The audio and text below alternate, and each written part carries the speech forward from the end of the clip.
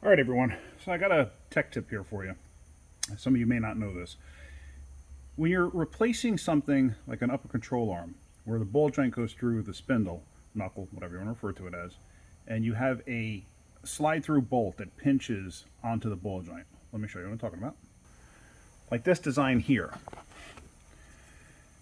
You have to torque it to spec.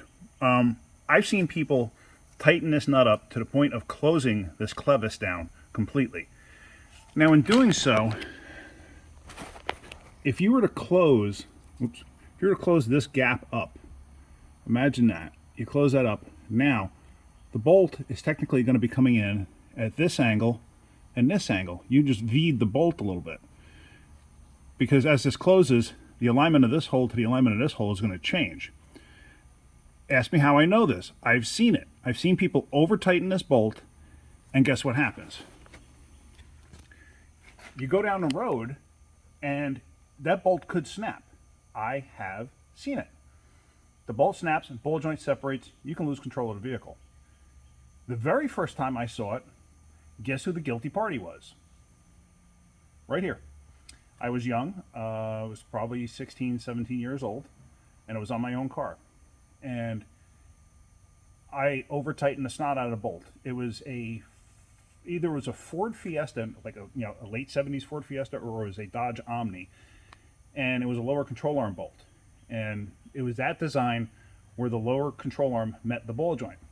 I didn't know any better, and I just whaled it down till the thing was tight.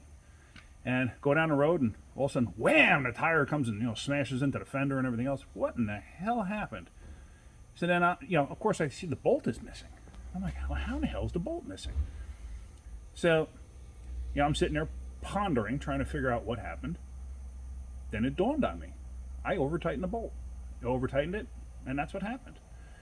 So, it's something to consider. If you don't have a torque wrench, eyeball it. Use your head. Use your brain.